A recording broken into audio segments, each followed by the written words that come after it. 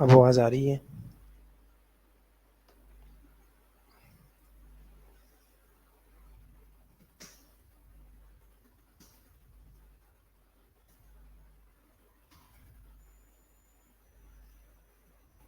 Students, अब आवाज़ आ रही है?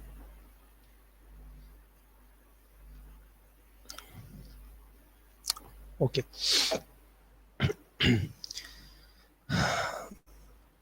अच्छा, आज आप लोग का वाइवा भी है, तो इसलिए हम आज न्यू टॉपिक स्टार्ट नहीं करेंगे, ठीक है? जो प्रीवियस टॉपिक्स हैं उनको हम रिवाइज़ करेंगे, ठीक है? तो जो टॉपिक्स आप लोग रिवाइज़ करना चाहते हो तो वो मुझे बता दें, ठीक है? ताकि आज हम वो रिवाइज़ कर लें, ठीक है? सबसे पहले स्टरलाइज़ेशन रिवाइज़ कर लेते हैं, उसके बाद जो टॉपिक आप लोग रिवाइज़ कराना चाहते हो वो मुझे बता दो, ठीक है? ओके, सबसे पहले स्टरलाइज़ेशन है क्या? स्लो स्लो आ रही है, ठीक है? यहाँ से तो फास्ट है, ठीक है? ओके। अच्छा, सबसे पहले हमने देखना है स्टरलाइज़ेशन है क्या, स्टरलाइज़ेशन को हम डिफ़ाइन करेंगे, उसकी जो रिलेटेड टर्म्स वगैरह हैं वो हम देखेंगे, ठीक है? इसके अलावा हम देखेंगे कि स्टरलाइज़ेशन की ज़रूरत क्यों पड़ी थी, स्टरलाइज़ेशन हम करते क्यों है, क्या ज़रूरत है स्टरलाइज़ेशन की, ठीक है? उसके बाद हम उसकी कुछ ब्रीफ हिस्ट्री देखेंगे, ठीक है? कि किस-किस ने स्टरलाइज़ेशन पे काम किया है, कहाँ से शुरू हुआ था, कैसे शुरू हुआ था, सारा कुछ, ठीक है? और इसके बाद हम देखेंगे कि स्टरलाइज़ेशन की इम्पोर्टेंस क्या है और स्टरलाइज़ेशन के डिफरेंट मेथड्स कौन-कौन से हैं। ठीक है, अक्सा कह रही है कि इम्यूनिटी रिवाइज़ करवा दे, जस्ट एंटीबॉडीज़, ठीक है? इम्यूनिटी भी हम रिवाइज़ कर लेते हैं, ठीक है? ओके, इम्यूनिटी कर लेंगे रिवाइज़। इम्यूनिटी,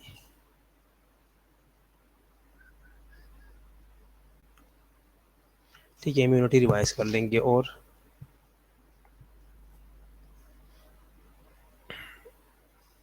अब फिर नहीं आ रही।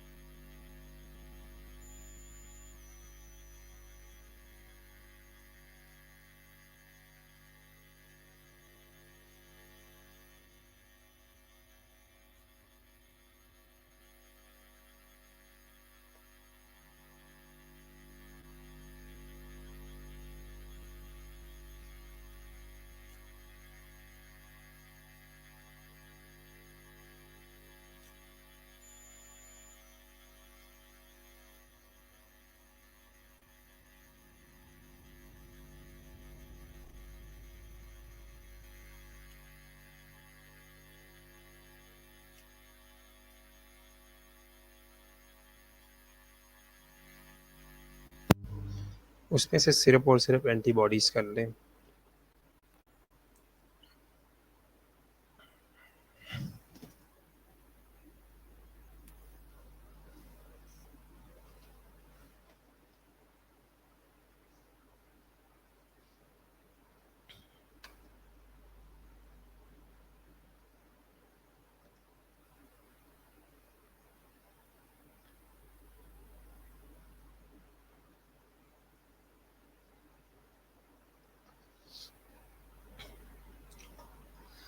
ठीक है, तो इस प्रेज़ेंटेशन में हमने क्या-क्या देखना है, इसमें देखना है कि स्टरलाइज़ेशन है क्या, उसके रिलेटेड जितने भी टर्म्स हैं वो हम देखेंगे, ठीक है? उसके बाद हम देखेंगे स्टरलाइज़ेशन की ज़रूरत क्यों पड़ी थी। ब्रीफ हिस्ट्री देखेंगे और ब्रीफ हिस्ट्री के साथ-साथ हम देखेंगे कि उसकी इम्पोर्टेंस क्या है और कौन-कौन सी मेथड्स हैं जिनसे हम चीज़ों को स्टरलाइज़ कर सकते हैं और क्यों करते हैं, ये सारी चीज़ें हम देखेंगे, ठीक है? ओके, ठीक है। ठीक है, वाइवा के लिए जो इम्पोर्टेंट है वही चीज़ें मैं रिवाइज़ करा देता हूँ। ठीक है, चलो। अच्छा, स्टरलाइज़ेशन क्या है? Sterilization can be defined as a process by which all viable form of microorganism are remove और डिस्ट्रॉयड, ठीक है? स्टरलाइज़ेशन क्या है? स्टरलाइज़ेशन वो प्रोसेस है जिसके ज़रिए जितने भी माइक्रो ऑर्गेनिज़म्स हैं उनको हम रिमूव कर सकते हैं या उनको हम डिस्ट्रॉय कर सकते हैं, ठीक है। नेक्स्ट क्या है, microorganism are present at everywhere, ठीक है, माइक्रो ऑर्गेनिजम्स हर जगह मौजूद है since they cause contamination infection.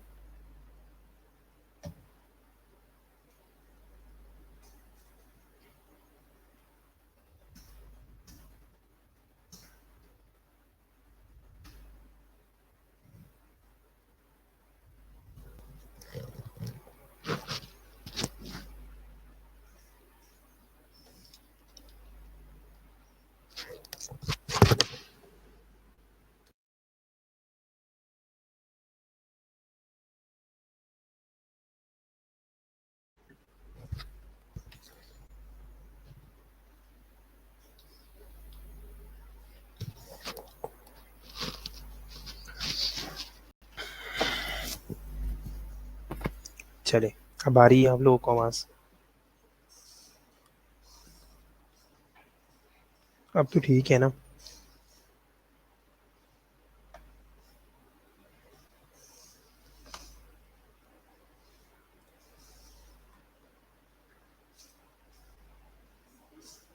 अब आवाज आ रही है?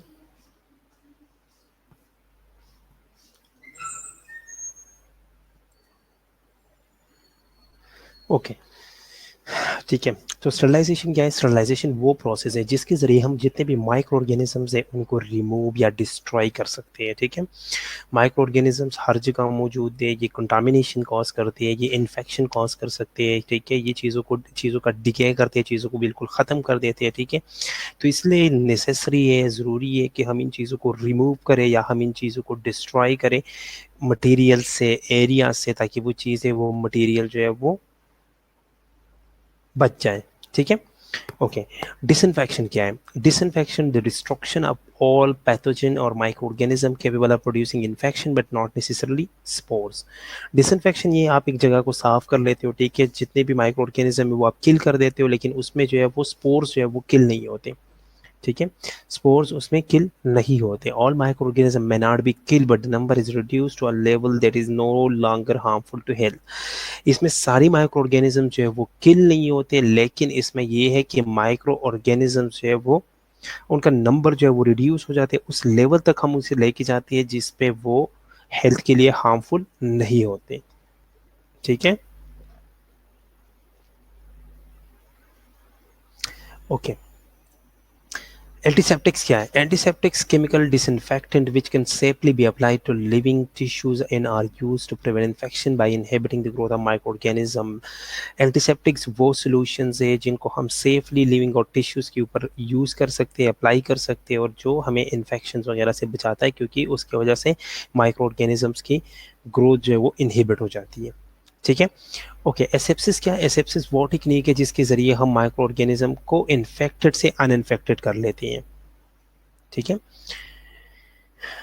ओके, माइक्रोबिसाइडल, माइक्रोबिसाइडल जो है ये वो मटेरियल है, ठीक है, वो सॉल्यूशन से या वो सब्सटेंसेस है जिसका काम है इन्फेक्टिविटी को कम करना, ठीक है, या माइक्रो ऑर्गेनिजम्स को किल करना, ठीक है। उसके अलावा जो है बैक्टीरियोसाइड है, बैक्टीरियोसाइड जो है वो माइक्रो ऑर्गेनिजम्स को बिल्कुल किल कर देता है, ठीक है। वास कैसी नहीं है?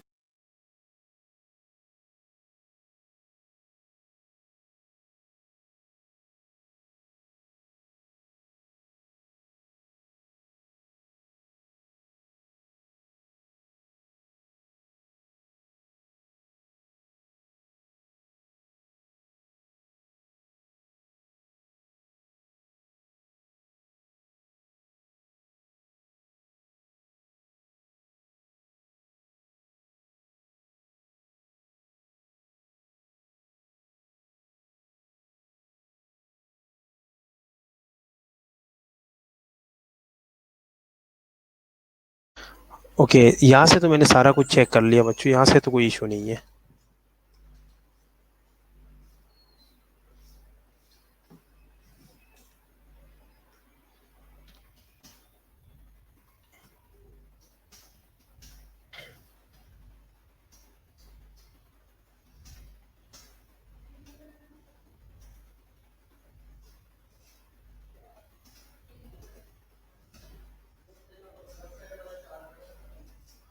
जब एक बच्ची को क्लियर है तो बाकी को क्यों क्लियर नहीं है?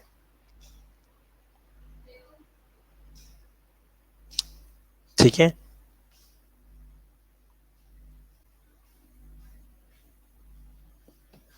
ओके।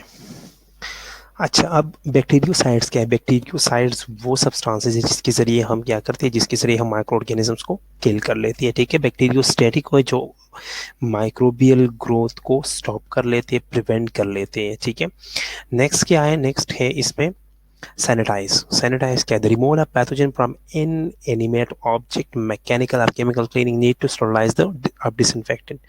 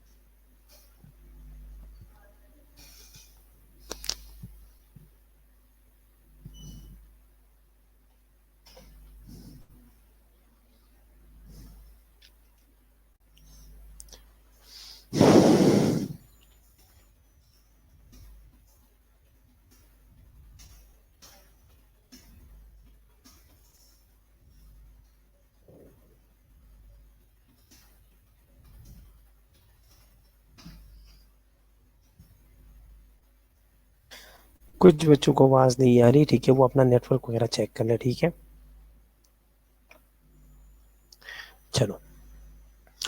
अब सैनिटाइज क्या है? सैनिटाइज का मतलब है कि जो इनएनिमेट ऑब्जेक्ट्स है, जो जिस तरह डोर्स है, डोर लॉक है, बेल्स है, ये सारी चीज़ें जो है ना, ये जब हम इससे माइक्रो ऑर्गेनिज्म से जब यहाँ से हम माइक्रो ऑर्गेनिज्म जो वो रिमूव करते हैं, उसे हम क्या कहते हैं? उसे हम सैनिटाइज कहते हैं। कंटामिनेशन क्या है? कंटामिनेशन किसी भी ऑब्जेक्ट के ऊपर, किसी भी एरिया के ऊपर जब माइक्रो ऑर्गेनिजम्स आते हैं, उसे हम कंटामिनेशन कहते हैं। एंटीबायोटिक्स क्या है? एंटीबायोटिक्स वो मेडिसिन जो कि माइक्रो ऑर्गेनिजम्स के ग्रोथ को या इनहिबिट करते हैं या माइक्रो ऑर्गेनिजम्स को डिस्ट्रॉय करते हैं, उसे हम क्या कहते हैं? उसे हम एंटीबायोटिक्स कहते हैं। ठीक है, इसके अलावा मैक्रोबायोटिक्स है। Macrobiotics combine the concept of Buddhist spirituality and certain dietary principle with the goal of balancing spiritual and physical wellness।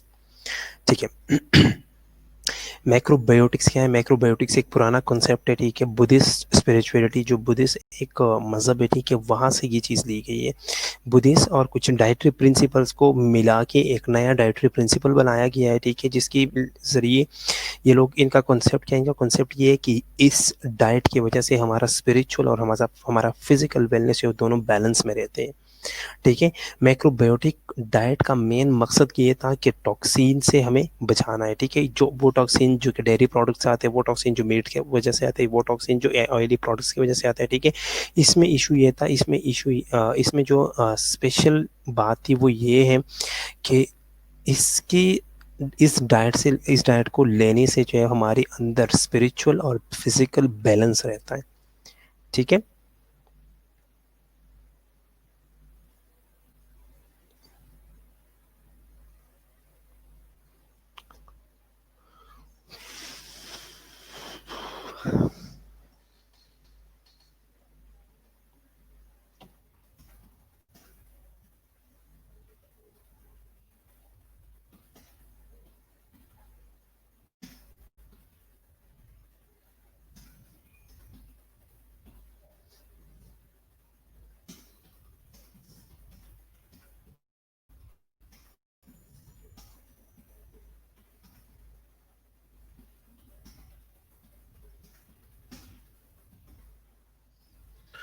जिस जिसको आवाज़ आ रही है वो बता दे सिर्फ, ताकि सबको पता चले कि इशू क्या है।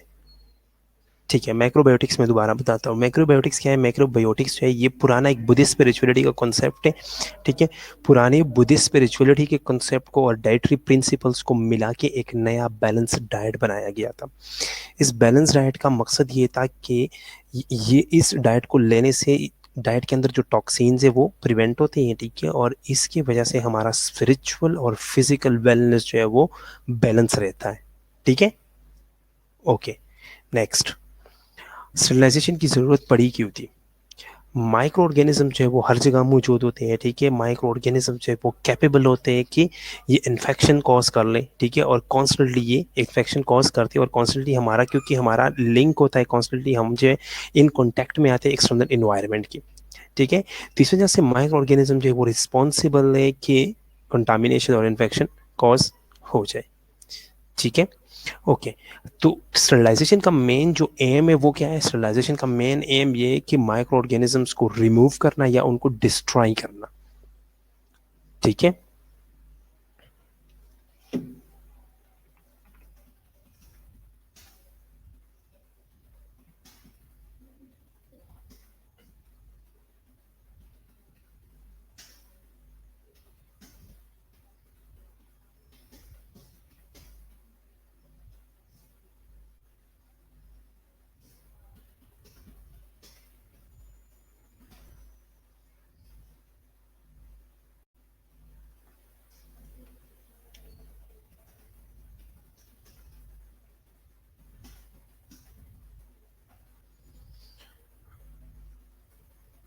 ठीक है, जिन जिन को आवाज क्लियर है वो प्राइवेट नहीं पब्लिक चैट में बता दे कि क्लियर है, ठीक है, ताकि बाकी बच्चों को पता चले।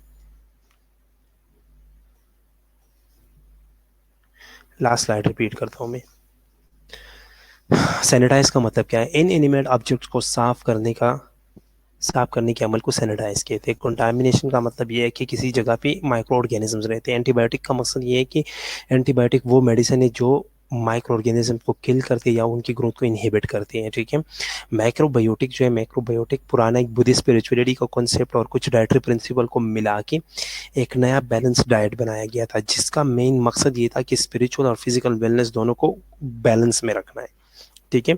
और दूसरा जो मेन मकसद था वो ये था कि जो डाइटरी डेयरी प्रोडक्ट, मीट और ऑयली प्रोडक्ट से टॉक्सिन्स प्रोड्यूस होते हैं उनसे हम अपने आप को बचा सके, ठीक है। ओके, अब माइक्रो ऑर्गेनिजम्स हर जगह मौजूद है, ठीक है। माइक्रो ऑर्गेनिज्म जो है वो हमें इन्फेक्शन कॉज करते हैं, कंटामिनेशन कॉज कर सकते हैं, ठीक है। तो हमारा मेन मकसद जो था वो इन ऑर्गेनिजम्स को रिमूव करके या डिस्ट्रॉय करना था ताकि चीज़ों को हम बचा सकें। तो माइक्रो ऑर्गेनिज्म जो है वो किस तरह किल होते हैं, ठीक है। एक तो सबसे पहली बात है डीनेचुरेशन ऑफ प्रोटीन, उनके अंदर जो प्रोटीन है उनको डीनेचुराइज कर लो, ठीक है, तो ये किल हो जाएंगे, ठीक है। नेक्स्ट ये है कि उनकी डीएनए सिंथेसिस जो है या डीएनए रिपेयर जो उसमें इंटरप्शन कर लो, ठीक है। तो इस ये जो है ये किल हो जाएंगे या डिस्ट्रॉय हो जाएंगे। और नेक्स्ट ये है कि उनकी सेल मेम्ब्रेन के ऊपर अटैक कर लो, उनकी सेल मेम्ब्रेन जो वो डिस्ट्रॉय कर लो, डिसरप्ट कर लो, तो उसकी वजह से जो है ये किल हो जाएंगे, ठीक है। हिस्ट्री देखते हैं, अगर हिस्ट्री को हम देखें तो लॉइस पास्चर सबसे पहले आता। लॉइस पास्चर था फ्रांस का था, ठीक है। सबसे पहले इसने क्या किया था? स्टरलाइजेशन टेक्निक को यूज़ किया था। इसने क्या किया था? इसने स्टीम स्टरलाइजेशन डेवलप किया था, हॉट एयर ओवन और ऑटोक्लेव डेवलप किया था, ठीक है।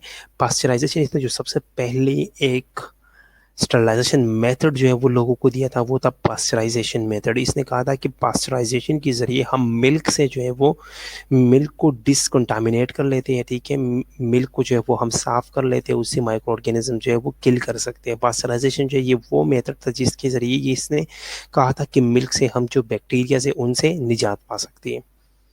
उसके बाद कौन आया? उसके बाद जोसेफ लिस्टर आए। जोसेफ लिस्टर ने पास्चर के काम को अप्लाई किया, ठीक है, और इसने एंटीसेप्टिक सर्जरीज को, एंटीसेप्टिक टेक्निक को सर्जरी में प्रोनाउंस किए, ठीक है। तो इसलिए इससे एंटीसेप्टिक सर्जरी का फादर कहते हैं, ठीक है। ओके, उसके बाद स्टरलाइजेशन की अगर हम इम्पोर्टेंस देख ले तो स्टरलाइजेशन की इम्पोर्टेंस क्या है? सबसे पहली बात है prevent the growth of disease. कोई भी मेडिकल टूल हो, कोई भी मेडिकल डिवाइस हो जिसको हम यूज़ करते हैं, ठीक है, बैक्टीरिया उसके ऊपर आ सकते हैं, मौजूद होते हैं। अब अगर इन चीज़ों को हम अनचेक रहने देते हैं, ठीक है, या इन चीज़ों को हम जो है वो डिसइंफेक्ट नहीं करते प्रॉपरली, तो मोस्ट लाइकली चांसेस ये है कि बैक्टीरिया जो है वो ग्रोथ कर ले वहाँ पे। ऑटोक्लेव में आगे बताता हूँ, ठीक है। ओके, दूसरी बात जो है वो prevent the spread of disease. अगर कोई सर्जिकल इक्विपमेंट है, ठीक है, वो प्रॉपर्ली स्टरलाइज नहीं है, प्रीवियसली पेशेंट जो है उसने हमने एक पेशेंट को ट्रीट किया, वो पेशेंट जो है वो इन्फेक्टेड हो और नेक्स्ट पेशेंट को भी हम उसी से ट्रीट कर रहे हैं, ठीक है, तो मोस्ट लाइकली चांसेस होते हैं कि एक पेशेंट के इन्फेक्शन जो है वो दूसरे पेशेंट में ट्रांसफर हो जाए। थर्ड वन जो है वो है प्रिवेंट डबल सर्जरीज। एक दफ़ा अगर आपने एक बंदी की सर्जरी की है, ठीक है, वो अनस्टरलाइज इक्विपमेंट्स आपने यूज़ किए, इसकी वजह से इन्फेक्शन हो गया, इन्फेक्शन जो है वो दूसरी सर्जरी की तरफ लीड करेगा, ठीक है, क्योंकि उस इन्फेक्शन को रिमूव करने के लिए फिर हमें दूसरी सर्जरी जो है वो करनी पड़नी है, ठीक है, और ये चीज़ें जो है ये कॉस्टली भी है, ठीक है, और लाइफ थ्रेटनिंग कॉम्प्लिकेशंस भी हो सकती है इसकी वजह से।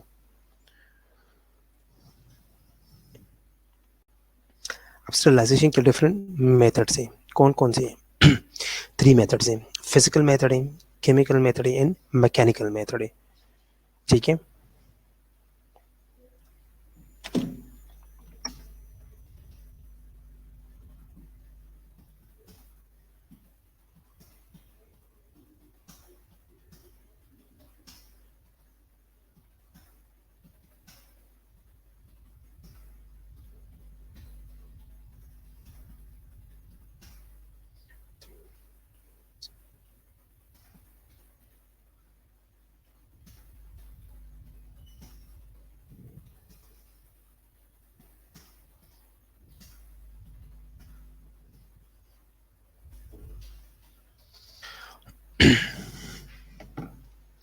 यहाँ तक किसी का कोई क्वेश्चन तो पूछ लो।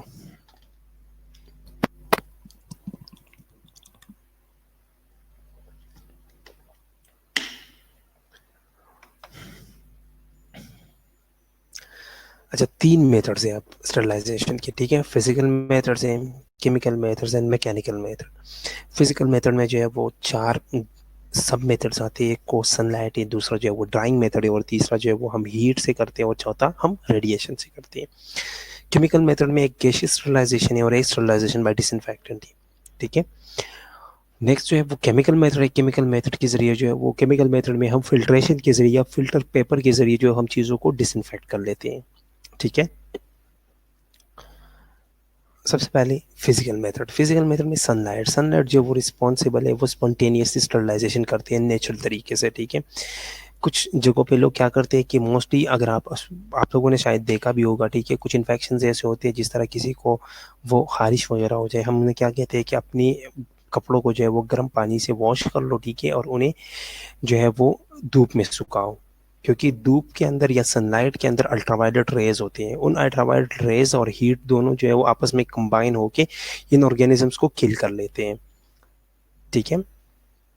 दूसरा मेथड जो है वो ड्राइंग मेथड है। ड्राइंग मेथड में क्या है कि मॉइस्चर जो है ना, अब जैसे डैम्प एरियाज है, ठीक है, जहाँ पे जो है वो मॉइस्चराइजेशन है, ठीक है, वो एसेंशियली बैक्टीरियल ग्रोथ के लिए, तो जितना जो है वो हम ड्राई कर लेते हैं चीज़ों को, तो ड्राइंग एरिया जो है वो वहाँ पे बैक्टीरिया जो है वो ग्रोथ नहीं कर सकती, ठीक है, इसलिए जो है, हाँ, हाउ योर स्पोर्स जो है वो अनइफेक्टेड रहेंगे, स्पोर जो है वो इसे हम किल नहीं कर सकते ड्राइंग से, ठीक है।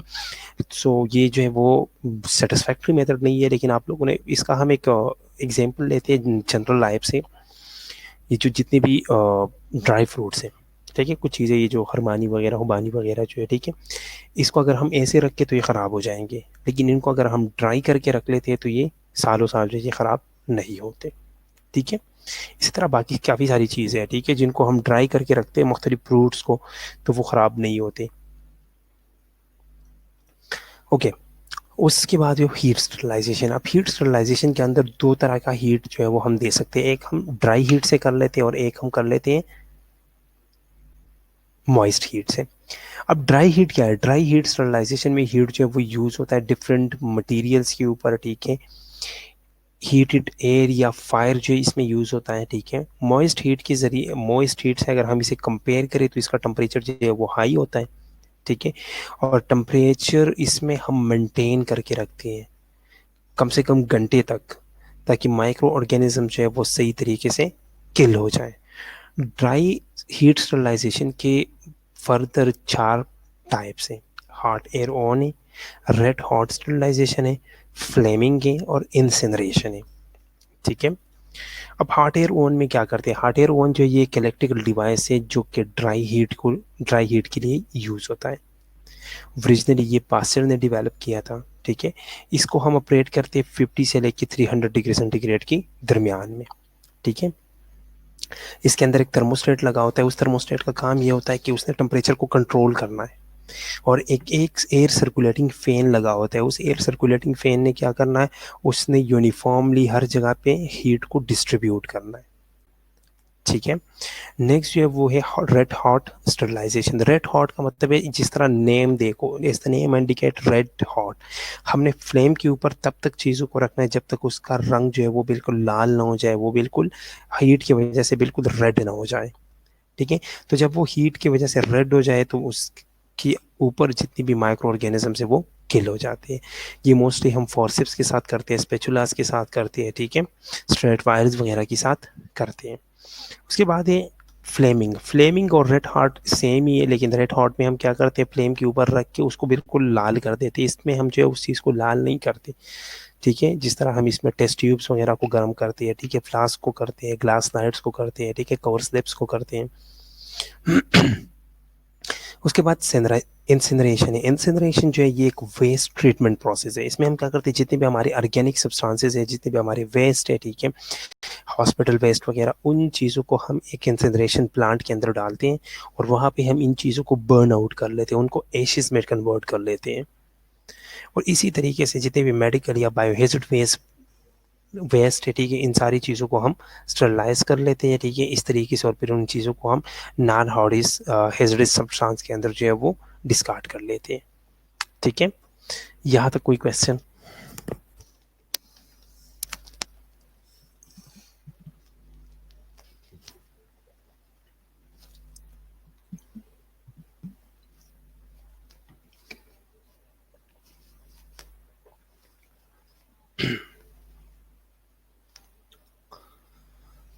चले, अब मॉइस्ट हीट की तरफ आते हैं। मॉइस्ट हीट वो मेथड है जिसमें हम जो मोस्टली हीट सेंसिटिव मटेरियल्स की यूज़ करते हैं।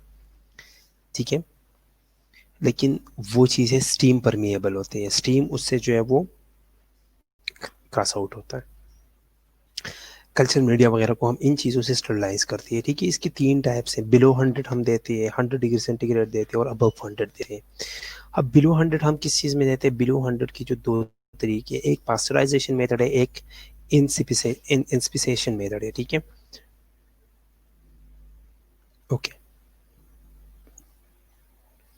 अब पास्चराइजेशन में हम क्या करते हैं? पास्चराइजेशन वो पर्पस है जिसके ज़रिए हम मिल्क से बैक्टीरियल पॉपुलेशन को रिमूव करते हैं, डिस्ट्रॉय करते हैं उस चीज़ को।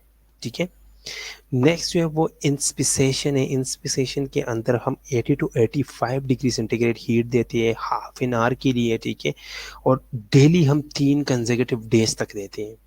इसमें हम सीरम या एग मीडिया को जो है वो स्टरलाइज कर लेते हैं। ठीक है। नेक्स्ट जो है वो फिजिकल मेथड है। फिजिकल मेथड में जो है वो 2 टाइप्स आते हैं। बॉइलिंग है, ठीक है, बॉइलिंग जो बिल्कुल एक सिंपल तरीका है। 100 डिग्री सेंटीग्रेड पे हम पानी को गर्म कर लेते हैं। ठीक है। उसके अंदर जितने भी माइक्रो ऑर्गेनिज्म थे, अगर 20 मिनट के लिए हम इसको बॉयल करें तो वो सारी चीज़ें जो है माइक्रो ऑर्गेनिज्म जो है वो किल हो जाएंगे। नेक्स्ट जो है वो टेंडलाइजेशन मेथड है। टेंडलाइजेशन में हम 100 डिग्री सेंटीग्रेड देते हैं 20 टू 45 मिनट्स के लिए। ठीक है। 3 कंसेक्यूटिव डेज तक। और मोस्टली हम इसके अंदर शुगर, जेलाटिन या सीरम कंटेनिंग जितनी भी मीडियाज है उनको हम स्टरलाइज करते हैं। ठीक है। उसके बाद है अबव 100। अबव 100 मोस्टली हम ऑटोक्लेव में देते हैं। ऑटोक्लेव को गौर से सुन ले। ऑटोक्लेव जो है ये मोस्ट रिलायबल मेथड है स्टरलाइजेशन का। ऑटोक्लेव के अंदर हम प्रेशर स्टीम देते हैं और उस प्रेशर स्टीम के जरिए हम माइक्रो ऑर्गेनिजम्स को डिस्ट्रॉय कर लेते हैं। ठीक है। Laboratory waste, glass wares, medias, reagents जितनी भी हमारी है उन सब चीज़ों को हम इस मेथड के जरिए स्टरलाइज करते हैं। एफिशिएंटली इसमें हम हीट को ट्रांसफ़र कर लेते हैं। स्टीम जो है वो फ्लश करता है एयर को, ठीक है, ऑटोक्लेव चैम्बर से। और जनरली इसके अंदर जो एक ही है। ठीक है। ओके। अब जनरली इसके अंदर जो हम मेथड्स यूज़ करते हैं वो ये है कि इसमें जो स्पेशल है वो 121 से लेके 134 डिग्री सेंटीग्रेड हम हीट देते हैं। 15 टू 20 मिनट्स का टाइम होता है इसके अंदर और 15 LBS का प्रेशर होता है। और ये कंडीशन जो है ये बेस करता है किस चीज़ के ऊपर? जो हम मटेरियल यूज़ करते हैं उसके ऊपर। कुछ मटेरियल्स के लिए जो है वो हम टाइम ज़्यादा लगेंगे, कुछ मटेरियल्स के लिए टाइम कम चाहिए होता है, कुछ के लिए जो है वो टेम्परेचर कम और कुछ के लिए ज़्यादा चाहिए होगा। ठीक है। इसमें कोई क्वेश्चन?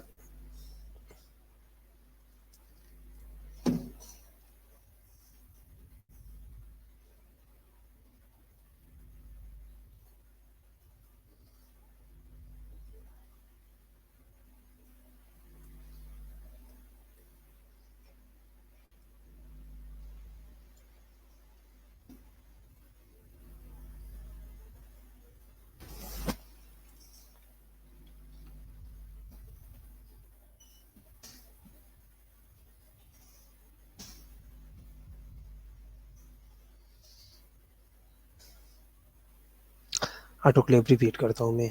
और कोई question?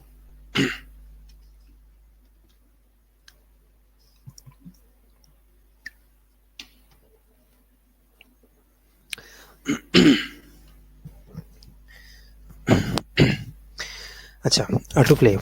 Autoclave most reliable method है स्टरलाइजेशन का। ऑटोक्लेव के अंदर हम प्रेशर स्टीम जो है वो यूज़ करते हैं माइक्रो ऑर्गेनिजम्स को किल करने के लिए। ठीक है, सबसे पहली बात ये है कि इसमें टेम्परेचर जो है वो 121 से लेके 134 डिग्री सेंटीग्रेड होना चाहिए। टाइमिंग जो है वो 15 to 20 मिनट्स का होना चाहिए, और प्रेशर जो है वो 15 LBS का प्रेशर होना चाहिए। ठीक है, इसमें हम mostly laboratory waste, glasswares, media, reagents, ये सारी चीज़ें जो है इसमें हम स्टरलाइज करते हैं। और इसका जो मेन फ़ायदा है वो ये है कि ऑटोक्लेव के ज़रिए हम स्पोर्स को भी डिस्ट्रॉय या रिमूव कर सकते हैं। ठीक है, autoclave most reliable method sterilisation का। ऑटोक्लेव के अंदर हम प्रेशराइज स्टीम को यूज़ करते हैं माइक्रो ऑर्गेनिज्म को डिस्ट्रॉय करने के लिए। ठीक है, इसमें हम लेबॉर्ट्री वेस्ट को डिकंटामिनेट कर लेते हैं। ठीक है, ग्लासवेयर्स, मीडिया और रिएजेंट को स्टरलाइज कर लेते हैं। ठीक है, इफ़िशिएंटली हम इसमें हीट को ट्रांसफ़र कर लेते हैं, और इफ़िशिएंटली हीट ट्रांसफ़र के लिए इसमें स्टीम जो है वो फ्लश आउट करते हैं हम। किस चीज़ से स्टीम जो है वो फ्लश करता है? एयर को। ठीक है, और एयर जो है वो बाहर निकल के एक ऑटोक्लेव चैम्बर से बाहर निकलता है। ठीक है, और चीज़ों को स्टरलाइज करता है। 121 से लेकर 134 तक डिग्री सेंटीग्रेड है। ठीक है, हीट और 15 to 20 मिनट्स टाइम है। ठीक है, प्रेशर जो है वो 15 LBS का है। ठीक है, उसके बाद रेडिएशन स्टरलाइजेशन है। रेडिएशन के दो टाइप्स हैं, नॉन आयोनाइजिंग रेडिएशन और ionising radiation. Non ionising radiation को हम हॉट स्टरलाइजेशन कहते हैं। ठीक है, इसमें हम इंफ्रारेड रेज यूज़ करते हैं। इंफ्रारेड रेज जो है वो हम यूज़ करते हैं रैपिड मास स्टरलाइजेशन के लिए। ठीक है, या जो प्री पैक्ड आइटम्स होते हैं जिस तरह सिरिंजेस है, कैथेटर्स हैं, ठीक है, जो ऑलरेडी पैक्ड होते हैं, उन चीज़ों के लिए हम नॉन आयनाइजिंग या हॉट स्टरलाइजेशन यूज़ करते हैं। अल्ट्रावायलेट रेज जो है उसमें यूज़ होती है। ठीक है, और इन चीज़ों इनक्लोज एरियाज, इन चीज़ों को जो है वो क्या करते हैं, वो डिसइंफेक्ट कर लेते हैं। या जो हमारी एंट्री वेज है, ऑपरेशन थिएटर्स है, लेब्स वगैरह, इनको भी हम अल्ट्रावायलेट रेज से जो है वो डिसइंफेक्ट कर लेते हैं। ठीक है, तो नॉन आयनाइजिंग के अंदर जो है वो कौन कौन से रेज आते हैं? इंफ्रारेड रेज आती है और अल्ट्रावायलेट रेज आती है। आयनाइजिंग के अंदर गेमा रेज और एक्स रेज यूज होती है। ठीक है, गेमा रेज और एक्स रेज जो है वो mostly plastic, syringes, swabs, animal feed, oils, greases, fabrics, metal foils, इन चीज़ों को स्टरलाइज करने के लिए यूज होते हैं। ठीक है, अब फिजिकल मेथड्स की एडवांटेजेस क्या है? एडवांटेजेस रेडिएशन स्टरलाइजेशन की क्या है? एक तो ये क्लीन और ड्राई प्रोसेस है। फुल एक्सपोजर जो है वो हम इंश्योर करेंगे इसमें कि ऑब्जेक्ट जो है वो फुली एक्सपोज है हर डायरेक्शन से। डिसएडवांटेजेस ये है कि इसकी वजह से आपको थ्रेट हो सकता है, लेंथी प्रोसेस है। ठीक है, और इसके लिए क्वालिफाइड पर्सन की ज़रूरत है। हर कोई जो है वो रेडिएशन नहीं दे सकता किसी चीज़ को। ठीक है, फिजिकल मेथड्स यहाँ पे ख़त्म होते हैं। ठीक है, फिजिकल मेथड में किसी का कोई क्वेश्चन?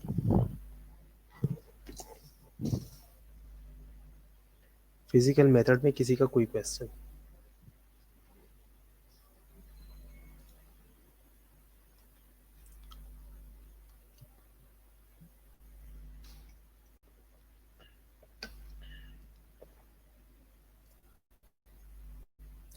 फिजिकल मेथड में कोई क्वेश्चन?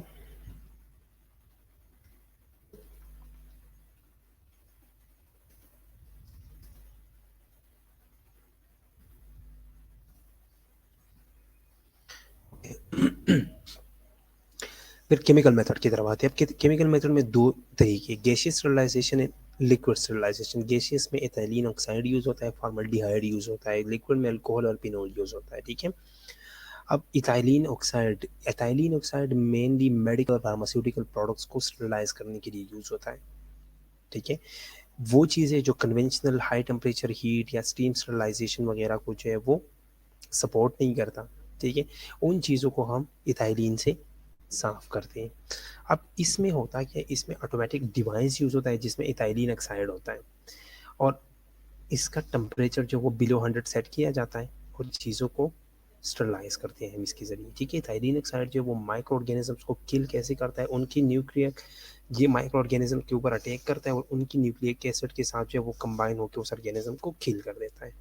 एडवांटेजेस ये है कि फुली ऑटोमेटिक प्रोसेस है, हाईली एफिशिएंसी है, ठीक है, और 100% रिजल्ट है। लेकिन डिसएडवांटेजेस ये है कि कॉम्प्लेक्स है, टाइम कंज्यूमिंग है, ठीक है, और कार्सिनोजेनिक सेफ्टी कंसर्न है इसका। ये अगर आपके ऊपर आ गया तो आपको जो है वो कैंसर कॉज कर सकता है, ठीक है। नेक्स्ट जो है वो फॉर्मल्डिहाइड है। फॉर्मल्डिहाइड जो है ये भी लो टेम्परेचर मेथड है स्टरलाइजेशन का, ठीक है। हीट सेंसिटिव आइटम है, मोस्टली हीट सेंसिटिव आइटम के लिए हम ये यूज़ करते हैं, ठीक है, लेकिन ये मोर डेंजरस है इथाइलिन ऑक्साइड से, इस वजह से ये बहुत कम यूज़ होता है, ठीक है। फॉर्मल्डिहाइड जो है ये वहाँ पे यूज़ होता है जहाँ पे स्टीम या हाई टेम्परेचर जो है वो पॉसिबल ना हो, ठीक है, और ये वाटर के अंदर सॉल्युबल है, ठीक है। लेकिन इसी वजह से इसका जो इनएक्टिवेशन पावर है वो ग्रेटली इम्प्रूव होता है ह्यूमिडिटी से। अगर हम एक चीज़ को जो हम इसे ह्यूमिडिफिकेशन देंगे तो ये जो है ये आसानी से इनएक्टिवेट हो सकता है, ठीक है। फॉर्मल्डिहाइड के एडवांटेजेस ये है कि रिएक्टिव मटेरियल है, जो इसका साइकिल टाइम है, ठीक है, रिएक्शन टाइम है वो फास्टर है, ठीक है, और इसका कॉस्ट जो है वो लो है। लेकिन डिसएडवांटेज ये है कि इसका वेपर जितनी भी इसकी वेपराइजेशन होती है वो आपकी आइज़ के लिए एक्सट्रीमली इरिटेटिंग है, ठीक है। इसका पेनिट्रेटिंग पावर जो है वो लो है, ठीक है, और हाई टेम्परेचर जो है इसको इथाइलिन से थोड़ा सा हाई टेम्परेचर चाहिए होता है, ठीक है। Formaldehyde residue can remain on sterilise good, तो इसका जो रेसिड्यू होता है या जो रिमेनिंग पार्टिकल्स होते हैं वो स्टरलाइज गुड के ऊपर अक्सर रहता है, तो इस वजह से रिंजिंग पेन जो है उसका 100% जो है वो एफिशिएंट नहीं है और ये पेशेंट्स के लिए हार्मफुल हो सकता है, ठीक है। यहाँ तक कोई क्वेश्चन? अब लिक्विड स्टरलाइजेशन की तरफ हम जाते हैं। अल्कोहल और फिनोल यूज़ होता है। अल्कोहल जो है ये इफेक्टिव डिसइंफेक्टेंट है मेन रीजंस की वजह से, क्योंकि ये इवापोरेट जल्दी होता है, ठीक है, अपना रेजिड्यू जो है वो नहीं छोड़ता, ठीक है। इसके अलावा जो है वो लिपिड सॉल्युबल है, ठीक है, इसकी वजह से जो है ये जितनी भी लिपिड वायरस सेल्स है, HIV, हेपेटाइटिस ए, उन चीज़ों में जो है ये ज़्यादा इफेक्टिव है, ठीक है, इनएक्सपेंसिव है, ठीक है, रिलेटिवली जो है ये ईजी टू हैंडल है, ठीक है, आसानी से हम इसे यूज़ कर सकते हैं, ठीक है, और इनका जो वेपर्स है वो फ्लेमेबल है, सो थोड़ा सा एहतियात जो है वो आपने करना है, ठीक है। उसके बाद जो पिनोल्स है, पिनोल्स जो है ये मोस्ट ओल्डेस्ट एंटीसेप्टिक एजेंट है, ठीक है। पिनोल जो है वो एक्ट करता है, ठीक है, सेल मेम्ब्रेन के ऊपर जितनी भी चीज़ है वो डैमेज करता है या सेल माइक्रो ऑर्गेनिजम्स की सेल मेम्ब्रेन को डैमेज करता है, ठीक है, और उनको डैमेज करके उनके सेल कंटेंट्स को जो है वो बाहर निकाल लेता है। फिनोल जो है वो कॉमनली यूज़ होता है माउथ वॉश के अंदर, स्क्रब्स के अंदर, सोप्स के अंदर, ठीक है, या जो सरफेस डिसइंफेक्टेंट डिटॉल वगैरह हम यूज़ करते हैं उनके अंदर फिनोल होता है, ठीक है। उसके बाद है मैकेनिकल मेथड। मैकेनिकल मेथड जो ये फिल्ट्रेशन है, फिल्ट्रेशन स्टरलाइजेशन जो है वो हीट सेंसिटिव मटेरियल के लिए यूज़ होता है। फिल्ट्रेशन जो है ये वो प्रोसेस है जो और माइक्रो ऑर्गेनिजम्स को डिस्ट्रॉय नहीं करता लेकिन सिर्फ उनको रिमूव करता है, ठीक है। फिल्ट्रेशन जो है वो अलाउ करता है माइक्रो ऑर्गेनिजम्स को साइज के बेस पे जो है वो एक्सक्लूड करता है। प्रोसीजर क्या है? प्रोसीजर ये है कि हम जो है वो एक फ़िल्टर पेपर लगा लेते हैं, ठीक है, और उस फ़िल्टर पेपर से सॉल्यूशन को जो है वो पास आउट कर लेते हैं, ठीक है। तो जो चीज़ें फ़िल्टर पेपर के पोर्स से जो है वो बड़े होते हैं वो फ़िल्टर पेपर के ऊपर रह जाते हैं और जो छोटे होते हैं वो अंदर से पास आउट होके चले जाते हैं, ठीक है। अब इसका मोड ऑफ एक्शन क्या है? मोड ऑफ एक्शन ये है कि फ़िल्टर जो है वो अगर हम किसी चीज़ को फ़िल्टर आउट करते हैं तो ये किस तरह होता है, इसमें 3 चीज़ें होती हैं, सीविंग और स्क्रीनिंग, एन्ट्रैपमेंट और इलेक्ट्रोस्टैटिक अट्रैक्शन। सीविंग और स्क्रीविंग ये है कि when a particle is larger, अगर ये एक फ़िल्टर पेपर लगा है, फ़िल्टर पेपर के पोर्स से अगर माइक्रो ऑर्गेनिज़म्स बढ़े तो वो ऊपर रह जाएँगे, रिटेन हो जाएँगे, इसको हम क्या कहते हैं, सीविंग और स्क्रीनिंग कहते हैं। एन्ट्रैपमेंट क्या है? एन्ट्रैपमेंट ये है कि उसका साइज़ जो है वो छोटा है माइक्रो ऑर्गेनिज़म्स का, तो वो अंदर चले जाते हैं, वो स्पोर्स के अंदर जो है वो या उन पोर्स के अंदर जो है वो एन्ट्रैप हो जाते हैं और उस पोर्स को क्लोज़ कर लेते हैं, लॉज कर लेते हैं, ठीक है। तो वो क्या है, वो एन्ट्रैपमेंट है, उसके अंदर अगर ट्रैप हो गई। एक होता है इलेक्ट्रोस्टैटिक अट्रैक्शन। इलेक्ट्रोस्टैटिक अट्रैक्शन जो है वो पार्टिकल जो है वो अब्जॉर्ब होते हैं या अट्रैक्ट होते हैं फिल्टर पेपर की सरफेस की वजह से, ठीक है, the surface of the filter bed which is oppositely charge. Filter paper जो है वो अपोजिटली चार्ज होता है, ठीक है, तो अगर उसके ऊपर जो है वो इलेक्ट्रोस्टैटिकली जो है वो अट्रैक्ट हो गए या उधर रह गए हैं तो वो इलेक्ट्रोस्टैटिक अट्रैक्शन है। 4 तरह के फ़िल्टर्स यूज़ होते हैं। मेम्ब्रेन फ़िल्टर यूज़ होता है, सिंटर्ड या फ्रिटेड ग्लास फ़िल्टर यूज़ होता है, सिट्स फ़िल्टर यूज़ होता है, सिरेमिक फ़िल्टर्स यूज़ होते हैं, ठीक है। अब मेम्ब्रेन फ़िल्टर क्या है? मेम्ब्रेन फ़िल्टर जो है ये सेलुलोज़ डेरिवेटिव एसीटेट या नाइट्रेट का बना होता है। इसका जो पोर साइज़ है वो 0.22 से लेके 0.02 मिलीमीटर या इससे भी कम होता है। ये मेम्ब्रेन बिल्कुल ब्रिटल और हार्ड होता है जब ड्राई होता है, ठीक है? ये ब्रिटल सा होता है जब ड्राई होता है, ठीक है? लेकिन और इस कंडीशन में हम इसे सालों तक जो है वो उसे स्टोर कर सकते हैं। लेकिन जैसे हम इसे वाटर में डिप कर लेते हैं, डिपमेंट के साथ जो है ये बिल्कुल टफ हो जाता है, ठीक है? और ये स्टरलाइजेशन के लिए सूटेबल हो जाता है और इसके ज़रिए जो है वो हम ऑयली सॉल्यूशंस वगैरह को जो है वो स्टरलाइज़ कर लेते हैं, ठीक है? लेकिन ऑर्गेनिक सॉल्वेंट्स, अल्कोहल या क्लोरोफॉर्म वगैरह को हम नहीं कर सकते इससे। मेम्ब्रेन फ़िल्टर जो है ये जनरली ब्लॉक होता है डर्ट पार्टिकल से और ऑर्गेनिज्म से। या सिंटर्ड या फ्रिटेड ग्लास फ़िल्टर होता है। फ्रिटेड ग्लास जो है वो फाइनली प्यूरियस एक ग्लास होता है, ठीक है? उस ग्लास के अंदर जो है एक ये फिट होता है, ठीक है? इसका जो पोर साइज़ है वो 2 मिलीमीटर का होता है, ठीक है? और इसको हम सल्फ्यूरिक एसिड से साफ़ कर सकते हैं।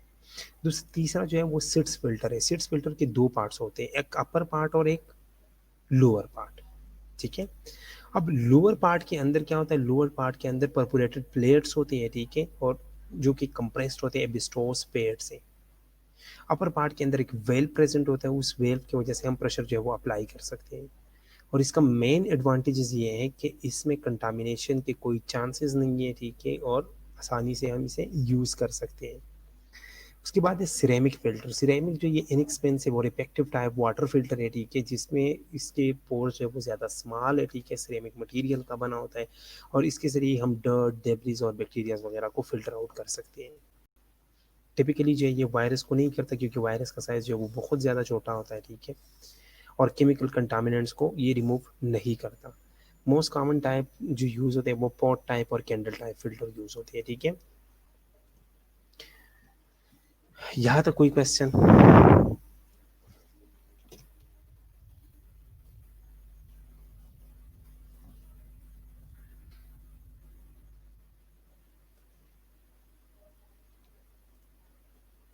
ठीक है, निदा का क्वेश्चन है ब्रिटल क्या होता है? Brittle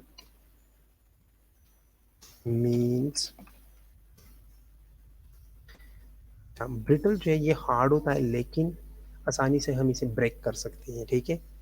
but liable to break easily brittle, ठीक है? अब अगर फ्यूचर में हम देखें तो फ्यूचर नियर फ्यूचर में जो मेन चैलेंजेस आ रही है बायोमेडिकल इंजीनियर्स वगैरह को, ठीक है? उनको ये आ रही है कि मोस्ट रियलाइजेशन को उन्होंने most reliable, reusable, non polluting, cost effective और लेस टाइम कंज्यूमिंग और बेटर अवेलेबिलिटी देनी है। हॉस्पिटल में, फार्मास्यूटिकल कंपनीज में, ड्रग इंडस्ट्रीज में, फूड प्रोसेसिंग प्लांट्स में, ठीक है? तो इनके लिए ये मोस्ट चैलेंजिंग काम है, ठीक है? ओके, यहाँ तक कोई क्वेश्चन आज के लेक्चर में?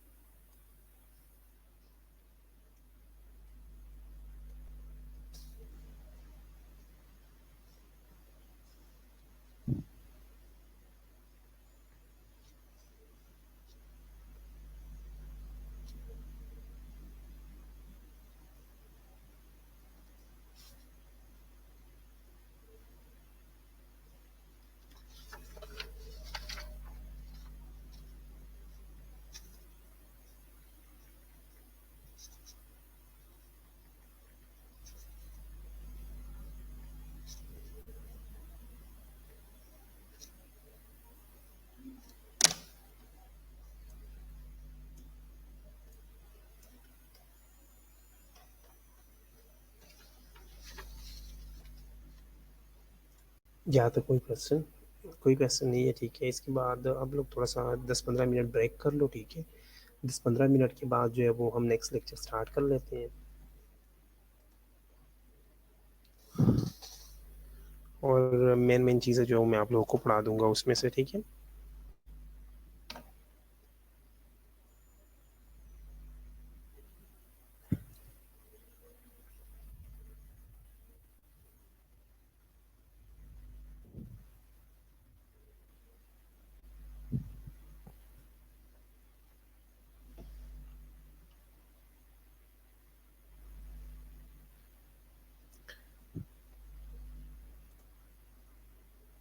अभी आप लोग ब्रेक कर लो, ब्रेक के बाद 10-15 मिनट ब्रेक कर लो, 15 मिनट के बाद जो हम एक्सरसाइज स्टार्ट कर लेते हैं, ठीक है।